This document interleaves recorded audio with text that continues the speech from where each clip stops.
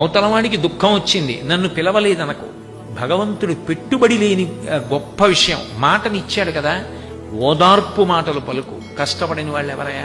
ధర్మరాజు గారు కష్టపడలా, రామచంద్రమూర్తి కష్టపడలా, అబ్దుల్ కలాం గారు కష్టపడలా, లోకంలో లాల్ బహదూర్ శాస్త్రి గారు కష్టపడలా. ఎవరు కష్టపడకుండా పైకొచ్చారయ్యా? ఎవరి జీవితాలు పరిచిన పూలపాంపులు కావు. నీవు ఎక్కడ ఇబ్బంది పడ్డావో అక్కడే మళ్ళీ ఈశ్వరుడు నిన్ను అనుగ్రహిస్తాడు. బెంగపెట్టుకోకు, మేమందరం లేవు అని ఊరట కల్పించు. ఒకడు దుఃఖంలో ఉంటే పాలు పంచుకో.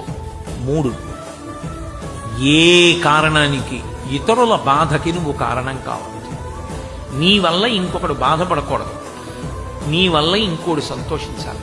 అమ్మయ్యా అనగలగాలి, అంతేగాని అయ్య బాబోయ్ అనకూడదు. అలా బ్రతకడం నీకు అలవాటైతే అంతకన్నా మనిషి జన్మకి సార్థక్యం అన్నది ఇంకొకటి లేదు. అవతలవాడికి దుఃఖం వచ్చింది, నన్ను పిలవలేదనకు. భగవంతుడు పెట్టుబడి లేని గొప్ప విషయం మాటనిచ్చాడు కదా. ఓదార్పు మాటలు పలుకు. కష్టపడిన వాళ్ళు ఎవరయ్యా? ధర్మరాజు గారు కష్టపడలా, రామచంద్రమూర్తి కష్టపడలా, అబ్దుల్ కలాం గారు కష్టపడలా, లోకంలో